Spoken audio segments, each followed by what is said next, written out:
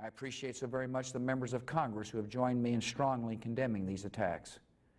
And on behalf of the American people, I thank the many world leaders who have called to offer their condolences and assistance. America and our friends and allies join with all those who want peace and security in the world, and we stand together to win the war against terrorism.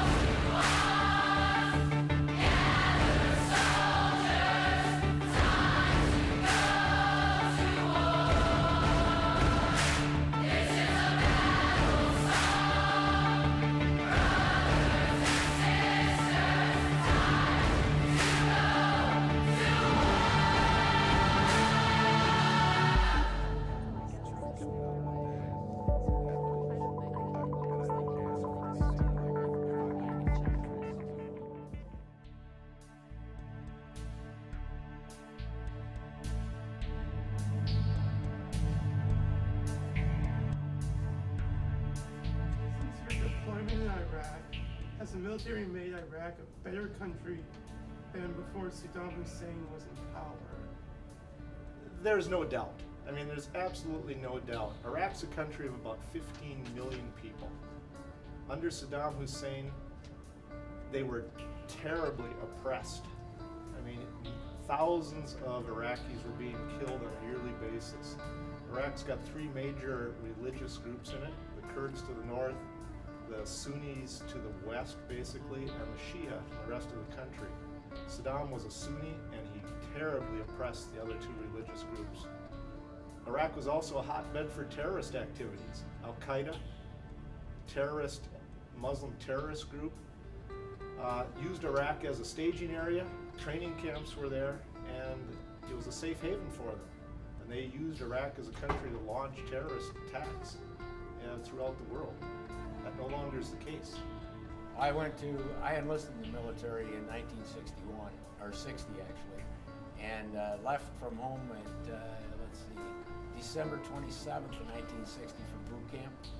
12 weeks in boot camp at Great Lakes Naval Training Center in Illinois.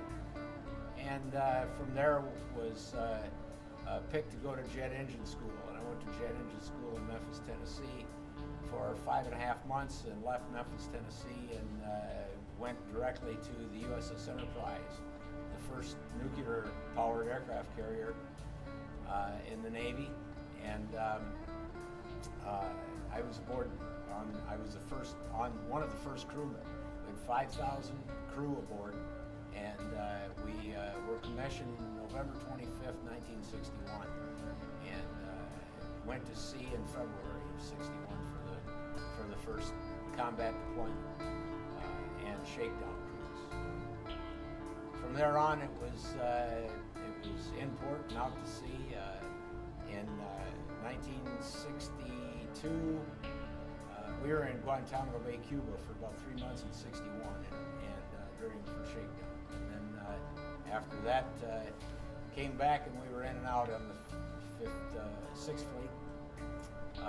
Then to Boston in 62 over the 4th of July, came back and left the 4th of July for Europe. We were over there for 3 months. Came back and went right to the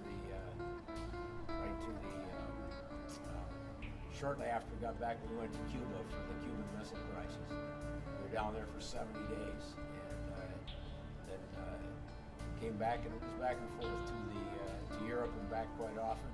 And in 1964, I made an 8.5-month world cruise with the first nuclear-powered task force, and was discharged in 1964, December 7th, 1964. We didn't go into space at all, but it was very interesting, especially when you're on a nuclear-powered, the first nuclear-powered ship of its kind. It's amazing. Everybody had their job to do, and you just did it. You worked 12 hours. At sea, we worked 12-hour shifts. They serve food for 20 hours a day. You could eat as many times as you wanted to, 20 hours a day, and it was go, go, go. But we worked 8 in the morning till 8 at night, and 8 at night till 8 in the morning. And, when airplanes were flying, we were working all the time. With the present war in Iraq, are there any similarities between that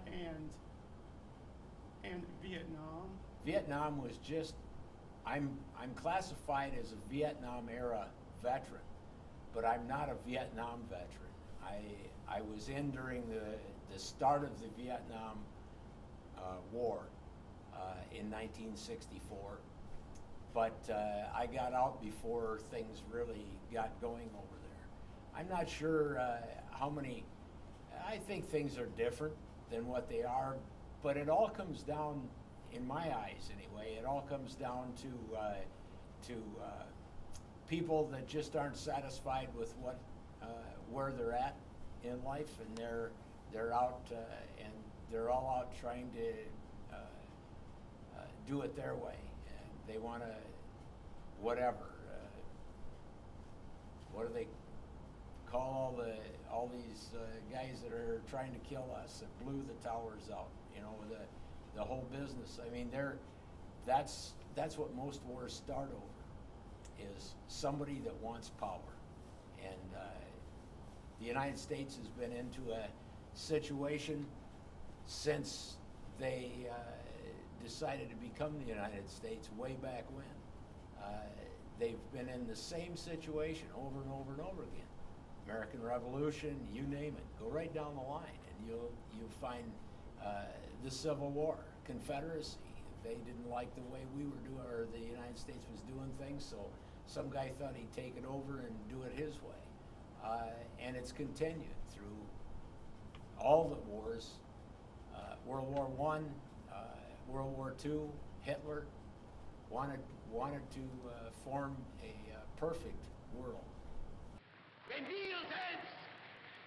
And we had Hirohito over in Japan that decided in World War II that he was going to take over the world too. And so it's always somebody that's kind of a terrorist.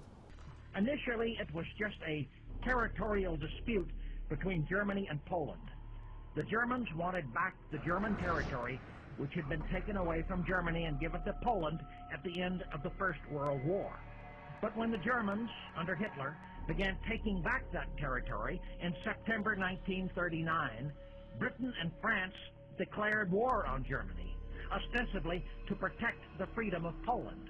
The Germans had done nothing against Britain and France and wanted very much to remain at peace with those countries, but the politicians of Britain and France had other considerations. The fact that the Soviet Union also invaded Poland in September 1939 was all right with Britain and France. They didn't declare war on the Soviet Union. I remember World War II. My dad was in World War II.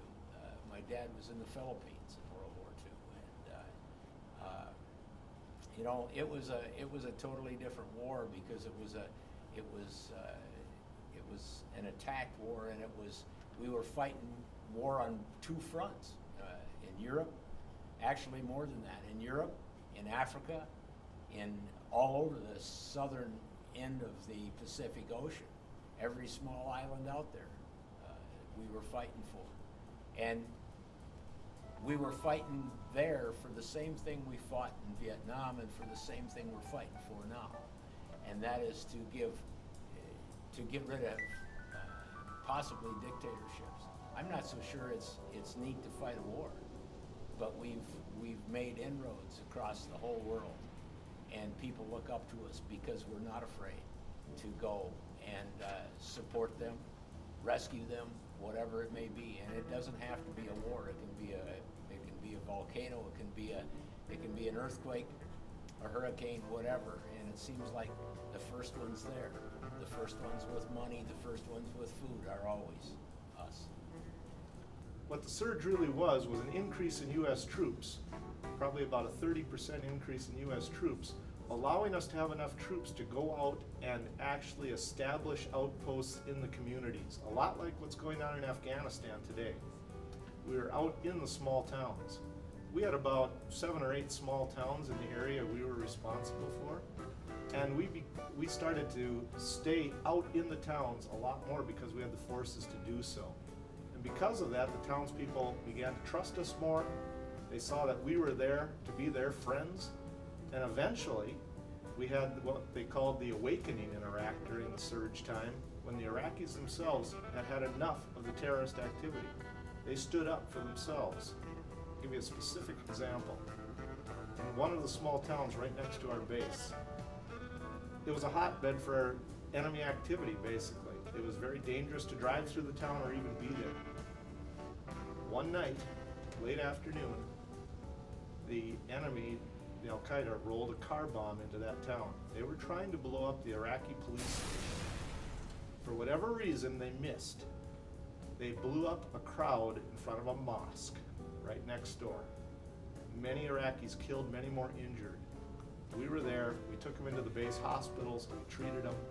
That was the turning point in our small area. After that, the locals started pointing out the enemy to us, and they would not tolerate them. So that basically happened on a countrywide scale, but that's what I saw. In your opinion, has the military handled the issues with Iraq correctly? I believe, from what we hear, I've never been there, but from what we hear, our guys were over there more than anything is to teach. Our soldiers were on the ground over there to teach people to grow food, teach people to build houses, teach people to do whatever they had to do. So they were able to do things on their own, because before that, they weren't allowed to do anything by themselves. The only way they could do anything is if Saddam Hussein said they could do it. They worked for mere incomes, if they got any income at all. And I just think that the United States put every effort that they could into teaching people how to live, because the majority of those people have never been to school. They don't understand what it's like to go to school, to be free, and to walk out of their house in the morning without fear of getting shot. You know, it's that way in so many countries all over the world. A terrorist attack to me is an act that is done primarily to civilians to strike fear in them in order to keep them from acting in most cases. For example, the terrorist groups that we fought and still are fighting somewhat in Iraq, they terrorize the local population. They terrorize them to the point that they become silent and will not point out the enemy to friendly Iraqi forces or friendly U.S. forces. They did some terrible things. I mean, they would go behead people in the night, leave heads in the street. People would just disappear. They'd be found dead in the desert days later. And they were literally terrorizing the local population. And of course, they were doing this all in, not as part of any military. They were doing this as part of just a terrorist group. So not in uniform, not following any rules, and with no care to who got hurt. Iraqi army, Iraqi police, U.S. forces, civilians, they didn't care. I don't know if it's a major issue, but I think it's still an issue. You have goofballs blowing themselves up, trying to take people with them, and it's all a head game as far as the terrorists are concerned. If they can talk some young guy into going over there and pulling the string and blowing himself up and taking 50 people with him, they feel like they're in power. It's all working with the head, and they tell them what's waiting for them in the wild beyond, and they don't know. They have no idea, and it's again because of the lack of education. Well, first of all, we're not occupying Iraq. We may have at the very beginning of the of Operation Iraqi Freedom, but certainly we're not an occupying country now. I mean, they have a government, they have a military, they have a police force, they have their own laws. We are there to support them, so we're not an occupier, at least not anymore, for sure. Is terrorism still a problem there? A small scale, yes. If we were totally to withdraw, I think the country might go back into chaos. That's because the Iraqi army and police force aren't quite strong enough yet, in my opinion, to stand on their own. They're getting there, but they're not there yet. Why do terrorists want to have Iraq? They want to have it for the same reason they did under Saddam Hussein. They want to be able to use it as a safe haven and a staging area to train their people to retreat back to and to launch attacks from. So yes, they still want the country, just like they want Afghanistan. And we need to be very careful not to backslide and throw away the gains we've made. So would you say that we are there to spread democracy? Absolutely. That was one of the goals that President Bush had when we initially went in for Iraqi freedom. Just the name of the operation, Operation Iraqi Freedom, pretty much says it. It was to establish democracy there and to spread it. I think that's one of the goals of the United States, is to spread freedom and democracy around the world. Iraq's a success. Are there similar issues with the two wars? Well, I think one of the things that probably bothers me a lot is the matter of the loss of civilian life of the people that are trying to, the people that don't want any part of it, either direction, and it happens. It's happened probably in every war.